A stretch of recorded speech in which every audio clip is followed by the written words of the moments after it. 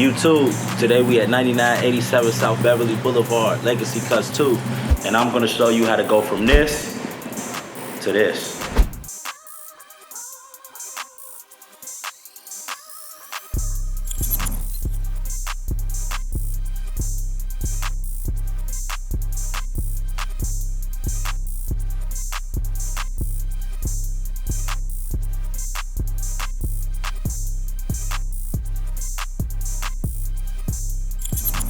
Alright, so the first thing you want to do is always analyze the scalp using the comb. You want to comb the way the hair is growing because you want to see which way the hair string flows. So always make sure you thoroughly comb through the hair first before you start any cut.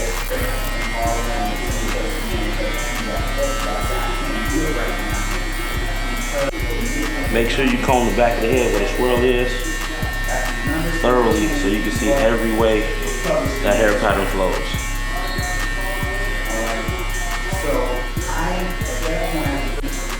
Next step you want to do is put your initial guideline in. I usually like to put my initial guideline in with a 3 out, turn it like I would the liners, and make my initial guideline so that it's clean. If you're a beginning barber, I suggest you never use your liners to put in the initial guideline because those lines are usually harder to get out.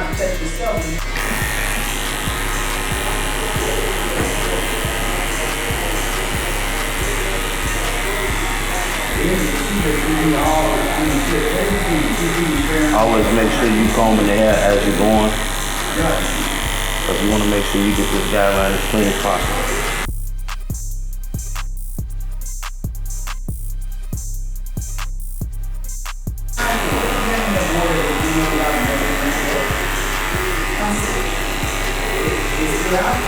I'm dropping this mid fade a little bit under the occipital bone, so it may appear to be a drop fade, but because the head shapes, the way I'll fade it up, it'll ultimately become a mid fade.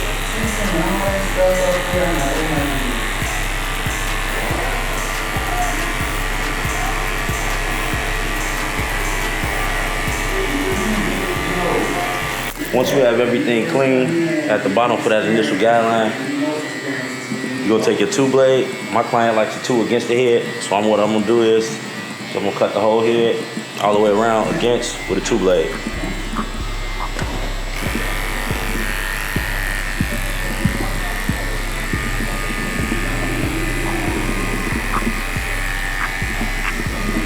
Always be sure to, whenever you cut against, be sure to comb down the hair in the hair pattern or the hair string. That way you can get an even cut all the way around.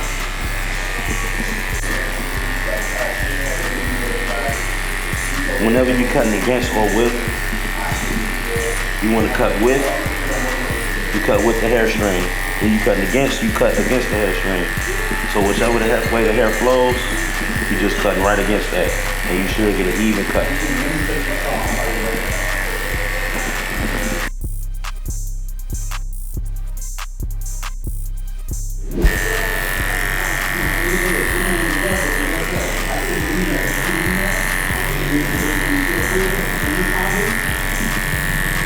Like you see, where the hair string goes this way, and it comes down this way. So I would take my blade, and I would follow that hair string up to that point where it stops going in that pattern. And then if I would have cut it this way against, I would come this way with it. So that way, you get a nice even cut. So that way there's no bulk in between each pattern.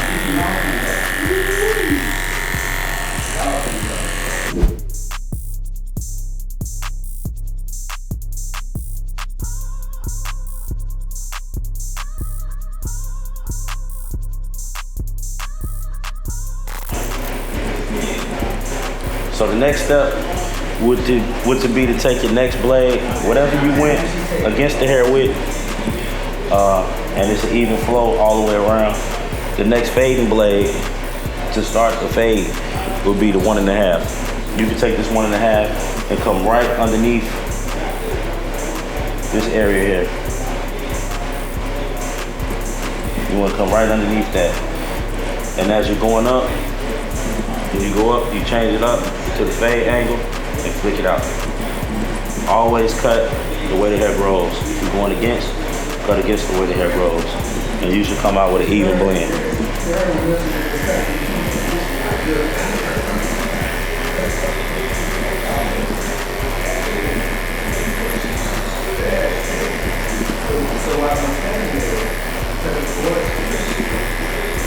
You see that I'm taking this 1.5 and I'm not necessarily going all the way up to the parietal ridge area, but it's this area here, because I want to create the illusion of a transition. I want you to see the fade come together.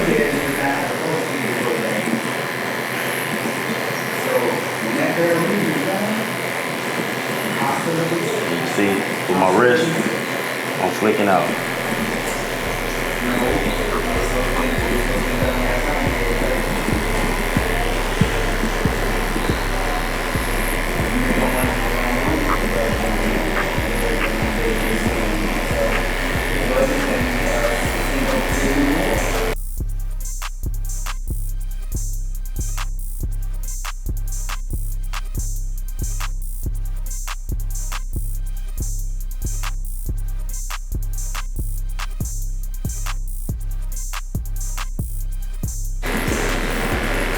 Now you want to go all the way around the head.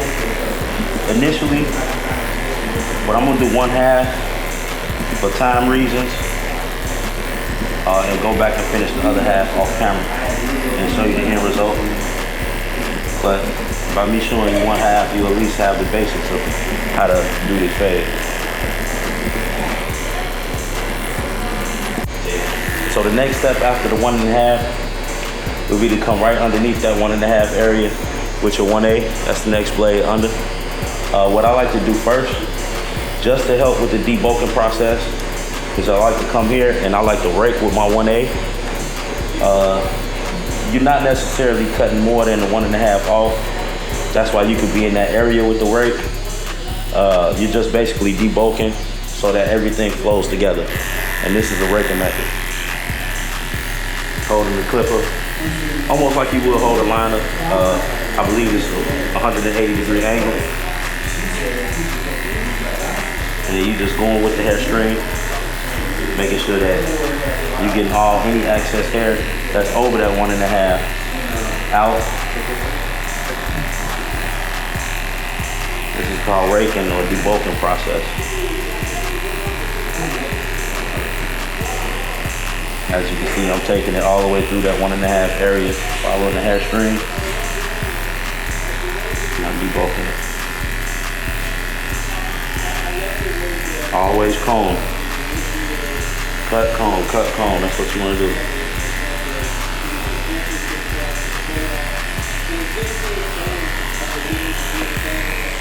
Once you feel you got it pretty smooth, there's always going to be work to go back and clean up that you can do after the cut or after you got your initial fade in. You go back and clean up, but right now you just want to get the fade in there. So I'll take that same 1A and I go with the fading process. Same angle. Stroke up, flick out. Right underneath that 1.5. At this level, you'll be able to start to see a transition. Be able to see your levels of transition.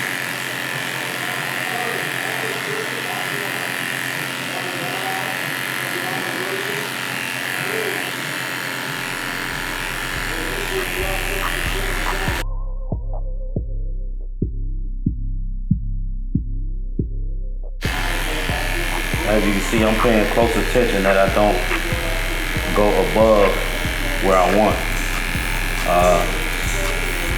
When you fading down, you won't put any guidelines, but you'll be able to see both and weight in different areas. So you just want to pay close attention to where you put your clipper and where you have your clipper. That way you won't exceed the level that you want in the areas of the blades.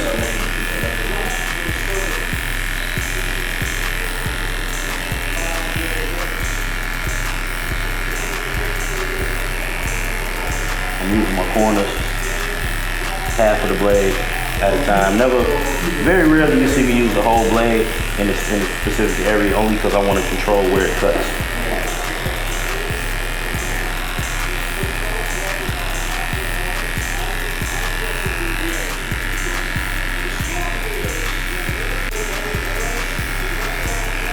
Again, you want to make sure you're on that fading angle.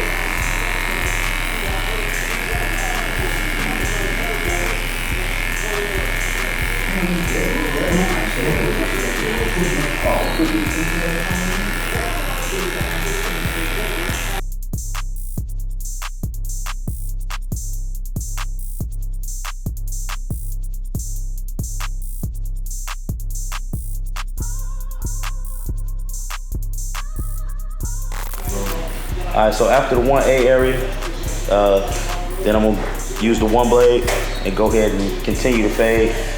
After the one blade will be the master's work. I'm not gonna explain all of the notches, but you basically taking it from open to close, notching in between, and picking out weight after that. So right now it's the one blade, and we're gonna finish up the fade.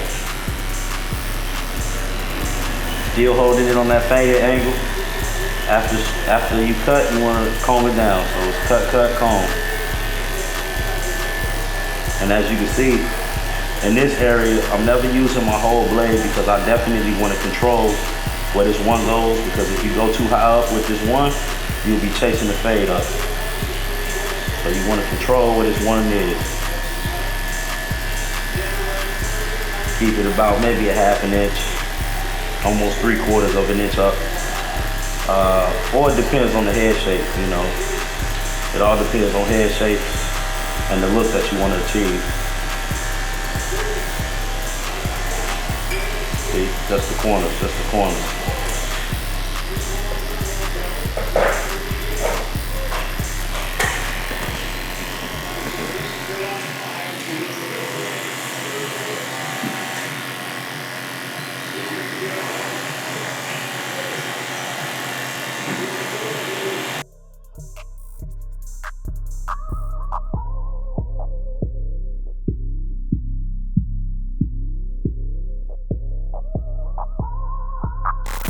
So after the one, you want to use your masters.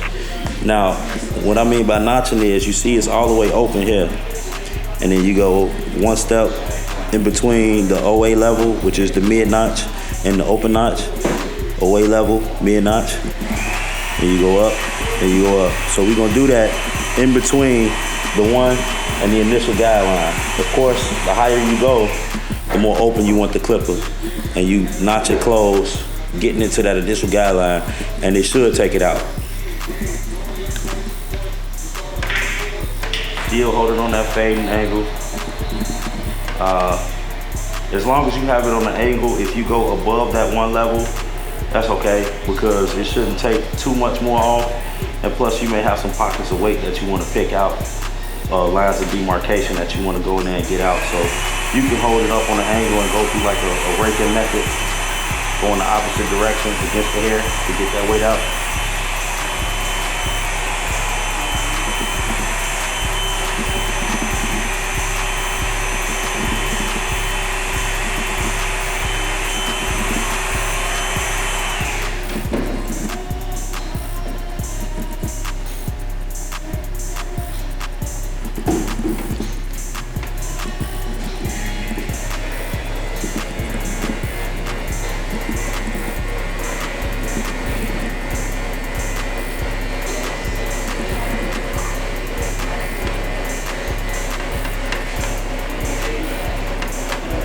When I come down a little bit, I raise that notch.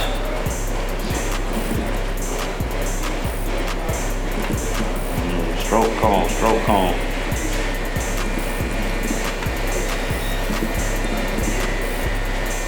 As you can see, when you get down to the finer parts of the fade, the hair goes in all different type of directions, so you want to comb it through just to make sure you stand with the hair string. You know, if you start combing or if you start cutting the opposite way or another way from where the hair grows, then you'll just start moving the hair around and you won't really be getting the desired look that you want.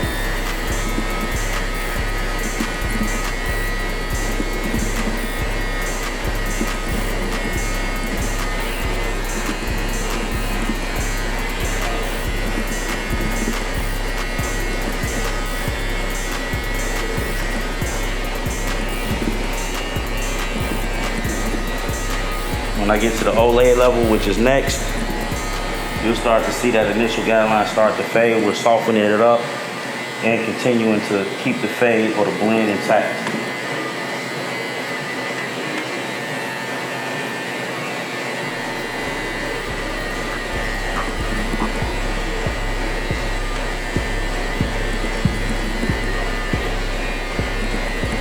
Remember, keep it on the fade angle. Keep the clip on that fade angle. If you go flush, you'll be creating another guideline for yourself.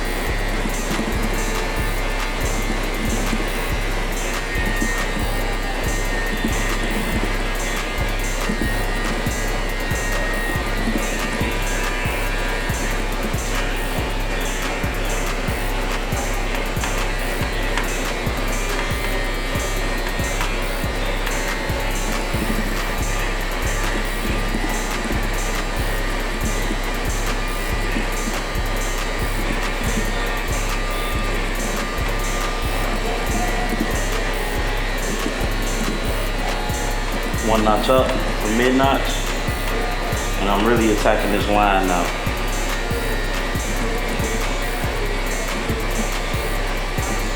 And that's the reason why I put the initial guideline in with my 3 out, because I know that my master's close, or even one notch before close, can pretty much eliminate that initial guideline. If I put the guideline in with my liners, I would have to use a totally different clipper, say like a magic clip, or a clipper that cuts closer to get that guideline out, because it'll just be too difficult to get a guideline out set in by clippers, by trimmers, I mean, liners. You know, if you really advanced, you can do that, and then you can take the guideline out with your liners. But if you're just starting out, I suggest you just use either a 3 out or a closed master to make sure that guideline is really clean, and then clean up behind it with the liners. You know, you never want to put it in with the liners.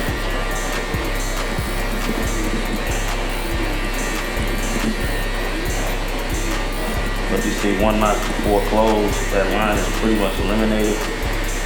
There's small pockets of weight that I see.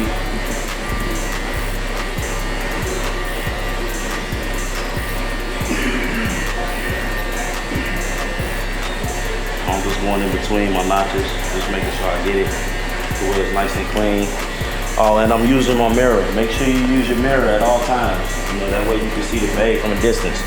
When you're standing up close on the head, you begin to see the head just up close at all times. But when you hold it away from you, or if you step back and look in your mirror, you'll be able to see the fade at a different angle, and you'll be able to see all weight. So the mirror is important. Make sure you use your mirror.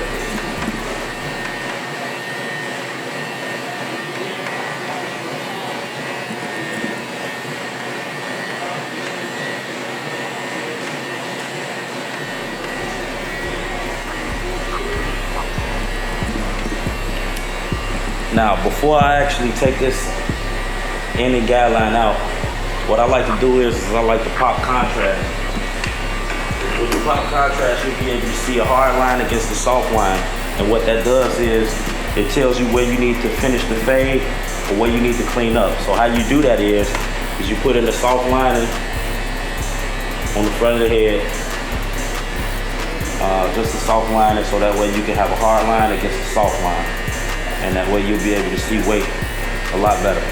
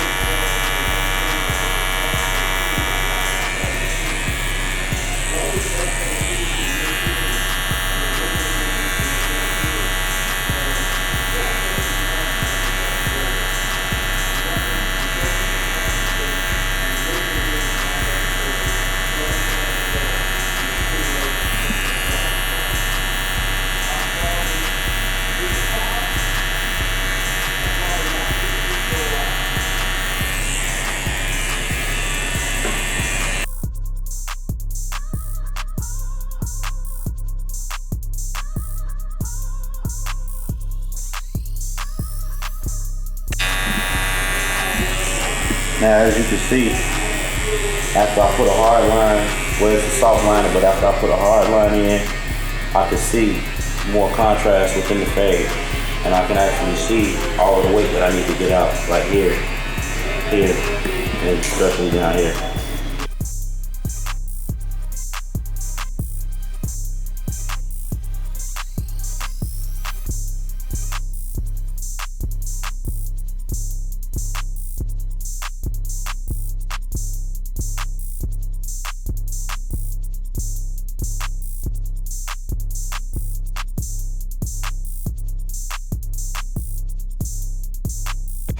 All right, so after you pretty much cleaned up the fade, after you put in the soft line, you go ahead and clean up the ball part.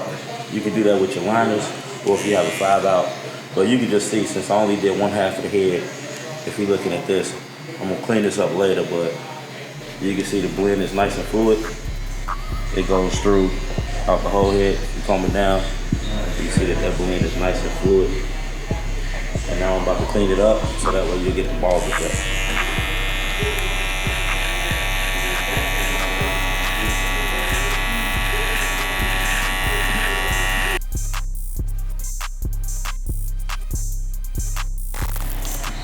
Now I'm gonna do the other side off the camera. But when I come back, you're gonna see a full mid-ball fade, and it's gonna look dope. So I'll see you soon.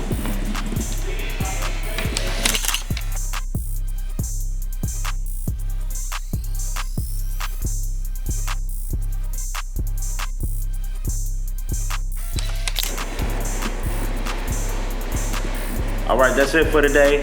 And this is the finished product. I hope you guys enjoyed.